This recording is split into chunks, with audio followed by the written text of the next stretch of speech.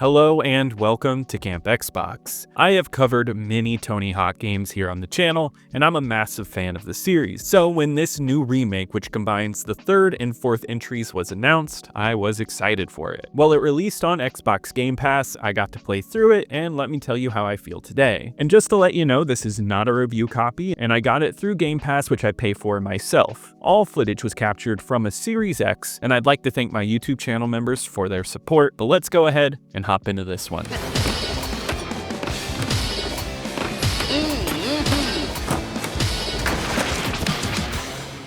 Tony Hawk's Pro Skater 3+4 is exactly what you'd expect from a game named that, a modern combination of 3 and 4. A great prospect since the recent combo of 1 and 2 was excellently done and was a nice breath of fresh air for the series, and it also just played well. Though that one was developed by Vicarious Visions, and this one was made by Iron Galaxy. It seems to use the same engine and pretty much plays the same though. This game uses the classic control style, and if you've ever played one of these games before, it's just as smooth as ever. Movement feels great, ollieing, grabs, and flips are all simple and easy. All of the additions of spine transfers, reverts, wall slaps from the series are here, and it feels awesome. It's easy to pick up, and it's nice and arcadey. It has a modern flow to it, no rigidness at all, and if you've played a Tony Hawk game before, you'll pick up and understand it quickly. It's as clean as it possibly can be, and I'm happy that is retained from the last remake. Everything in this game is tied to a bunch of menus and things to do. I think something that helps these games is the amount of extra stuff that is thrown in. Let's face it, if you've played these games before, they are so quick to play through, especially if you've gone through them multiple times in your life. They injected this game with additional modes, unlockables, multiplayer, and user-created levels. There's so much more to this game than you'd expect from a basic remake. I love the challenges that are thrown in here. These give you customizable clothes, boards, or some secret menu items when completed. These challenges could be things like beating a level in a certain amount of time or reaching a high score. There are a lot of challenges here, and if you plan on doing these, they're going to keep you around for a while. This is already on top of all of the goals and competitions. Once you complete all the goals and you get gold medals, you unlock more difficult challenges on every level. Once you do those, you unlock a solo mode for every character. And if you're like me, this is great because these games are so replayable, and it's a game that I imagine I'll pick up from time to time to chip away at.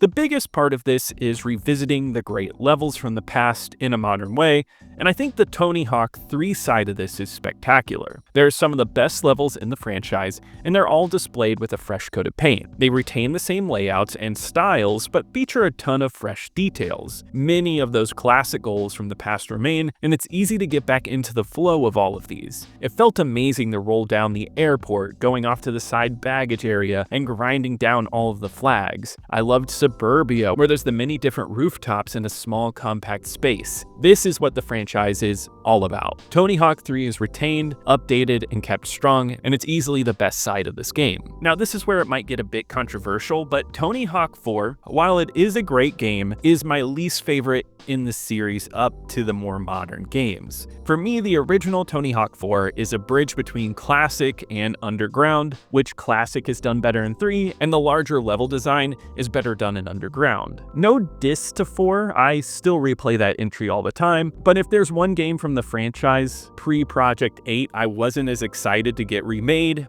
it was 4. So when I heard it was getting reworked from the open style to the 2-minute timer style, half of me was okay with it at first. I thought maybe this would bring it more in line with 3 and give it a seamless feel between both. Yet, as the game drew closer, I wondered how this would make the levels feel, and if they would rework the levels. Well, the answer is they did not rework the levels. They kept the same levels and threw in the 2-minute timer on top of it, and called it there. It leaves me a bit unhappy. Clearly, this is not how the game was intended, and it becomes less of a love letter to the game and more of something just different, which is a bit of a disservice to the design of the levels, and it makes these levels feel emptier. Though I am happy these levels got upgrades, they look fantastic and they have awesome details. Seeing them without all the NPCs though, the spacing makes it feel more deserted than 3. It feels like one half of the game is full of life in a small world, where the other half is larger and feels emptier because of it. Now this does not make it a bad game, because it is the same awesome gameplay of Tony Hawk. Getting these goals down and skating around feels awesome. I was breezing through these levels, and the new additions of Water Park and Pinball to this lineup are incredible. Both of these are so full of life, but when you put them against the emptier levels, it does make the emptiness stand out more. Also, the choice to transform existing awesome levels like Zoo,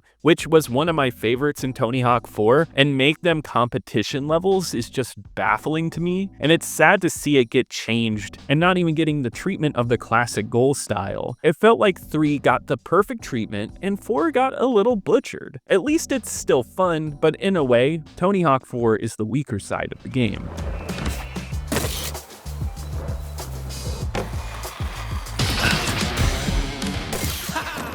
Another piece of discontent I feel could come out of this game is the music. Only some songs make it back from the releases, and it's only a few. And the soundtracks are one of the most notable parts of these games. Just like me, I know many of you out there had their music tastes influenced by these games. Though it is a bit sad to not see some songs pop up, I actually found the music choices to be pretty good. They did a good job of picking modern stuff, but making it something that would fit right into the skating style. As soon as I turned on the game, Denzel Curry started blasting, and that felt perfect. I also had been looking forward to skating the 100 Gex as soon as the track list was announced, and it is one of the best pulls here. Fontaine's DC, Lupe Fiasco, and so many more are here, and it's a great modern soundtrack to skate to. Whoever was the group of people that picked the music for this game, they picked some good stuff. But there's also some notable classics like Alice in Chains, which is one of my all-time favorites. It works in hand with the ton of voices in this game and sound effects. It's polished all around, just like the visuals. Not going for something overly cartoony, but not something completely realistic.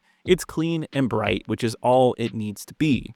It makes the environments and characters pop well, and I did run into a few graphical glitches and a little bit of clipping, but overall it was minor, and I think we have a polished package here. On top of all this though, you get multiplayer, which worked really well for me. You just skate with a crew and you do random score challenges and high score runs. There are a few additional modes, but I do love to see that there was no achievements tied to the online, and it's just a fun little diversion. And there's an online mode where you can play other players' created parks, which were really fun to look through. I saw remakes of old levels, and a bunch of easy achievement style levels. I played it early though, so I'm sure there will be a lot more cool levels coming in over the days. I really found these nice to do when I wanted a little bit of a break between running goals constantly. On top of that, you get some great unlockables like Bam Margera and Michelangelo from TMNT, with a ton of boards and small customizable elements. There's even a speedrun mode to complete goals as quickly as possible, which I found addictive. If you're looking for a Tony Hawk with things to do, then this is a great one to pick up.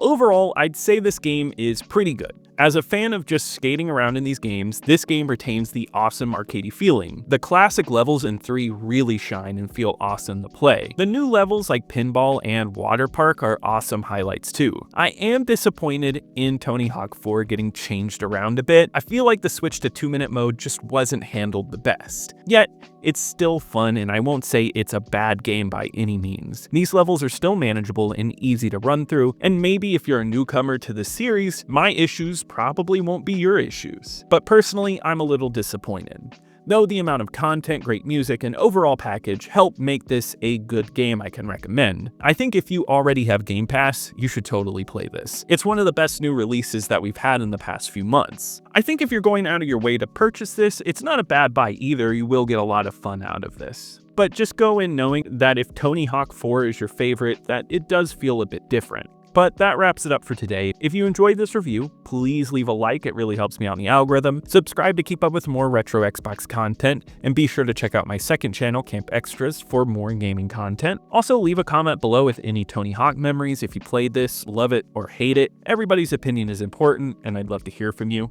And I want to give a huge shout out to my YouTube channel members. Thank you so much for your support, you really help out the channel. But I'll see you here next time at Camp Xbox.